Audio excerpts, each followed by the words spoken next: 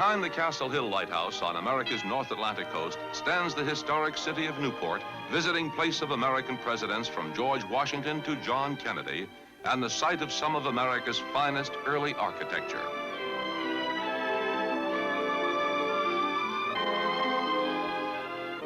On November 6, 1961, Newport is the first meeting place in America of Prime Minister Jawaharlal Nehru and President John F. Kennedy. The Prime Minister's daughter, Mrs. Indira Gandhi, is warmly welcomed by President Kennedy, and Ambassador to India, John Galbraith, greets a familiar friend. A group of Indian students from nearby Brown University welcomes the distinguished visitors.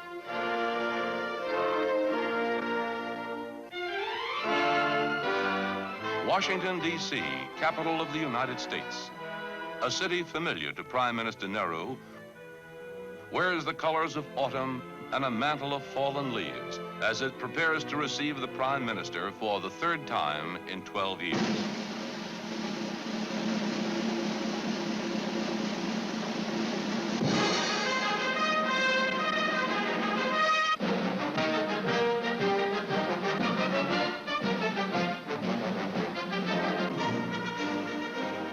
President and Mrs. Kennedy escort Mr. Nehru and his daughter on the short flight from Newport to Washington aboard the presidential plane.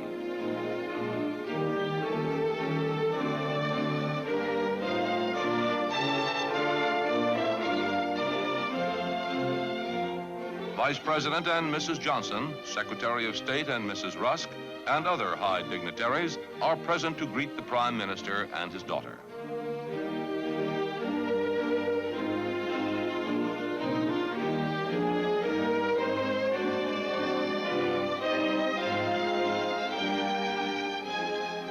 The cordial atmosphere of the greeting reflects the great affection and high regard in which the American nation holds the Prime Minister and his daughter.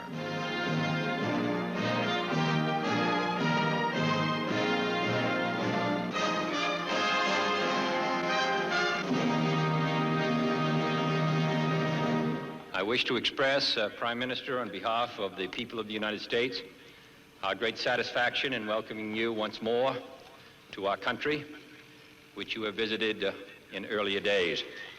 So, Prime Minister, we welcome you here to the shores of this country as a friend, as a great world leader, as one who has, in his own life and times, stood for those basic aspirations which the United States stands for today.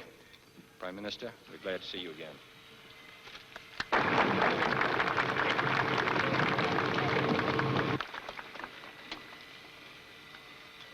Mr. President,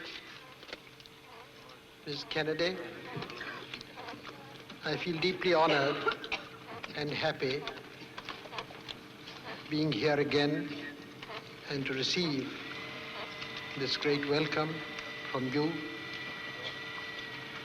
more particularly not for the formal side of it, but for the friendship which animated your words. You have been good enough in the past also to refer to my country in terms which evoked a warm response in our hearts. I am grateful to you, sir, for your warm welcome, and to Mrs. Kennedy also.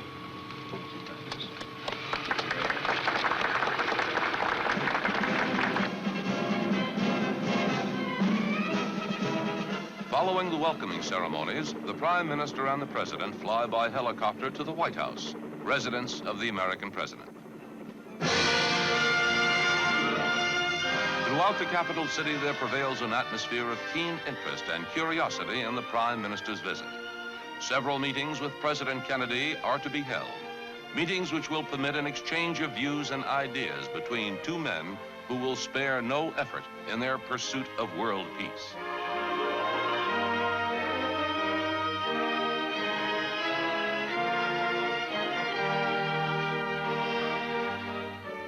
Later that evening, the Prime Minister and his daughter arrive at the White House to be greeted by President and Mrs. Kennedy, who have arranged an intimate and informal dinner during which the two world leaders and the two First Ladies will continue to become better acquainted.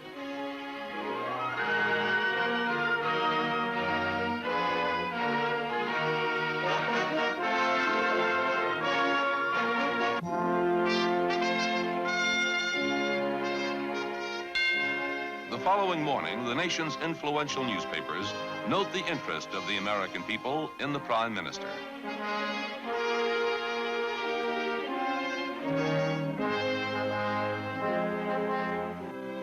That afternoon, the third meeting between the two leaders takes place. Scores of reporters and photographers crowd around to hear the Prime Minister reply, "Very well indeed," when asked about the progress of the discussions. Indian Foreign Secretary M.J. Desai and Secretary of State Dean Rusk are present for the talks.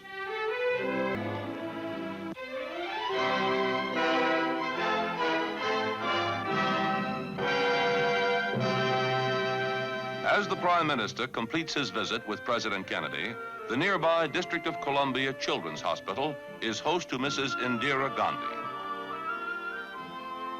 She meets young Jane Franzella, a polio victim who is being given treatment in the modern whirlpool tank. This visit is a very special occasion for Jane, who has created a picture of a Japanese woman to give to the distinguished visitor. The gift is warmly admired and appreciated to the joy and delight of young Jane. In another area, Mrs. Gandhi and Mrs. Rusk observe the therapy designed to improve the muscular coordination of crippled children.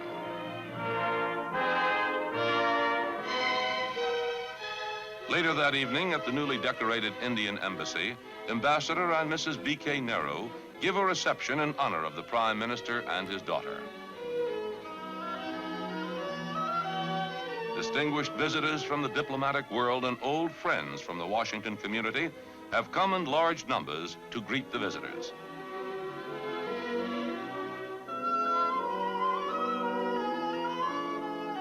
The atmosphere, cordial, gay, and colorful, is a further indication of the high regard in which the nation's capital holds the Prime Minister.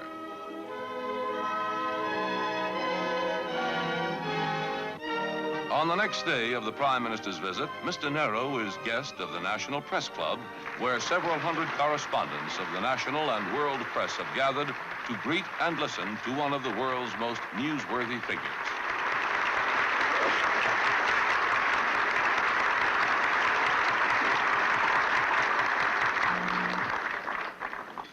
Mr. Chairman, members of the National Press Club, as you have been reminded, this is the third visit I have paid to this club as your guest. Speaking of India's development, the Prime Minister says, there's a dynamism in India today, people's minds in activities, in agriculture, in industry, in social services and the like. That is the main thing. And therefore, we have a good deal of faith in the future.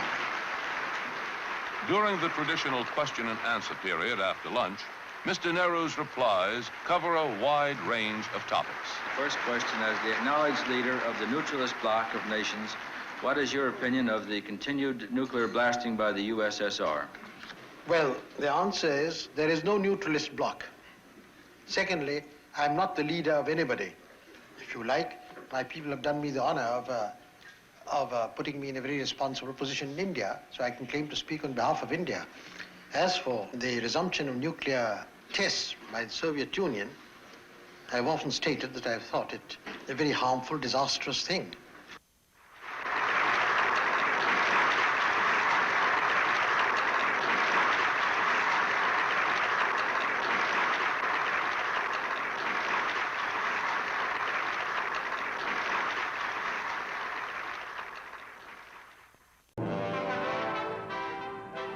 From Washington, where the two leaders established a warm relationship, the Prime Minister and his party fly to New York.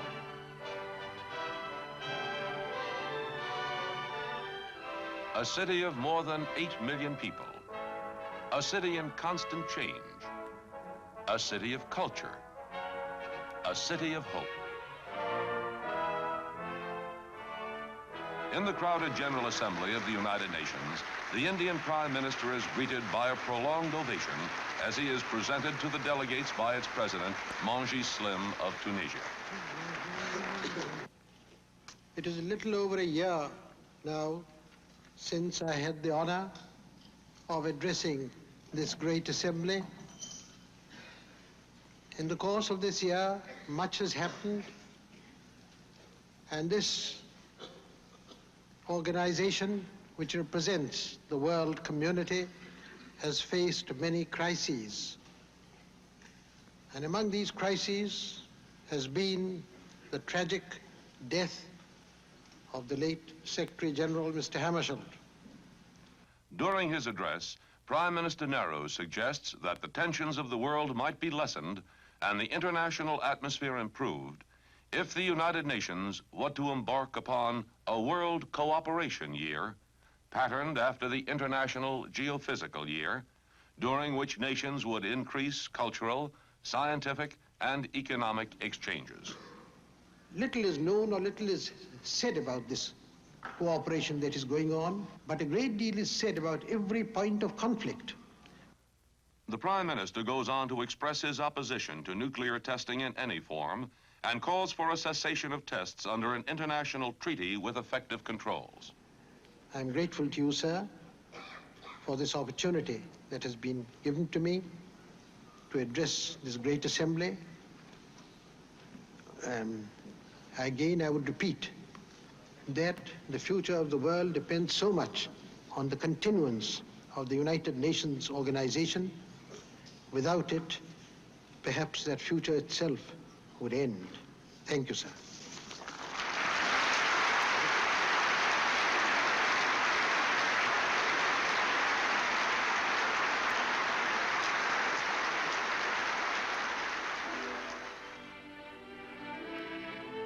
Later that afternoon, hundreds of well-known New Yorkers await the Prime Minister at the residence of New York's Mayor Wagner, who presents the distinguished visitor a key to New York City.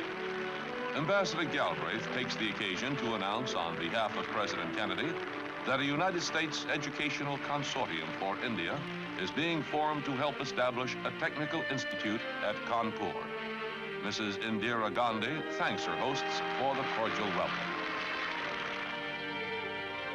Early the following day, several thousand college students gather at New York's Commodore Hotel under the sponsorship of the Collegiate Council for the United Nations. The Prime Minister is greeted with a tumultuous ovation from the students who have waited for hours to see him. Mr. Nehru speaks of the need for enlarging the area of understanding of each other through study, through exchanges, through increased mutual interest, in order to gain the passionately sought goal of world peace.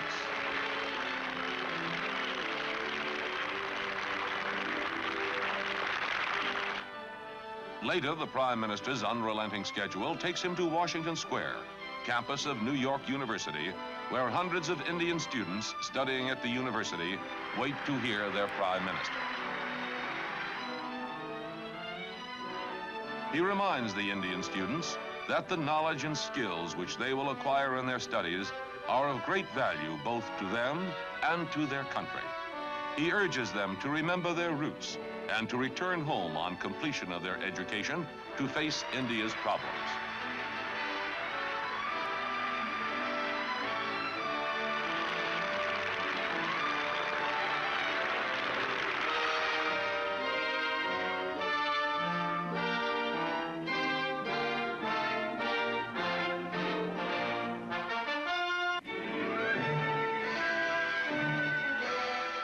The next morning, the party flies completely across the nation to Los Angeles. The Prime Minister takes the occasion to glance at some of the many books given to him during his visit. As he flies over the American continent, the flight offers the reflective Indian leader a rare opportunity to relax.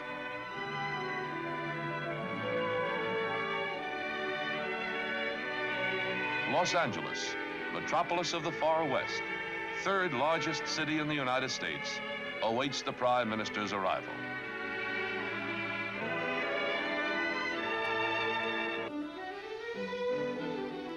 Mr. Nehru soon finds a few brief hours far away from the world of reality as he enters the magic kingdom of Disneyland, a fantasy park dedicated to the ideals, the dreams, and the hard facts which have created America. A replica of an early American train conveys the Prime Minister into the American yesterday.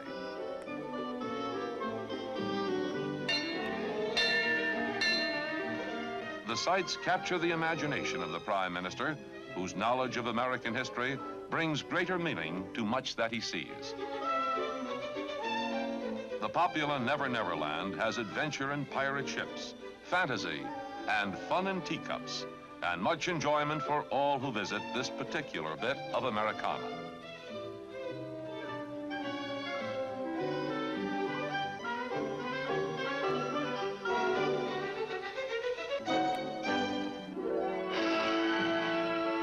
Toward evening, the Prime Minister and his party move on to their next engagement in a metropolis that has perhaps more automobile traffic than any city in the world.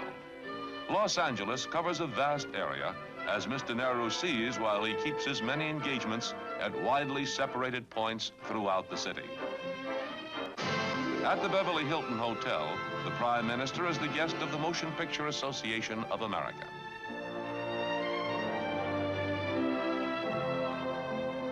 Delighted stars arrive to greet the Prime Minister.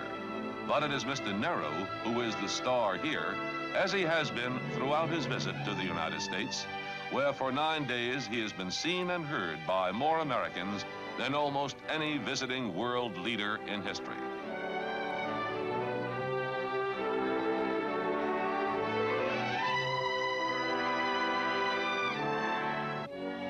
Next morning, Mr. Nehru visits the University of California at Los Angeles. Several thousand American students, together with their fellow Indian students, gather at the university to fete Mr. Nehru on his 72nd birthday.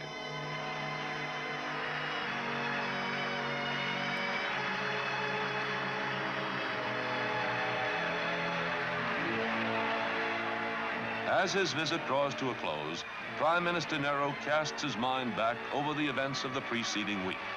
He recalls his exchanges of opinion with President Kennedy and the response to his address before the General Assembly.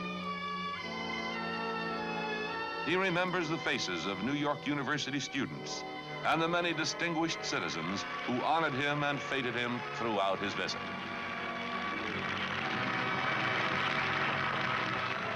The moment for Mr. Nehru's departure is near, but the crowds which turned out everywhere he went are still present to bid him goodbye. The American hosts express not only their admiration and respect for their departing guest, but also the friendship of the American people for India. Before leaving the United States, Mr. Nehru says that his visit to America has been good for him and good for his country, and that he is sure that it will lead to a much greater understanding and cooperation between the two nations.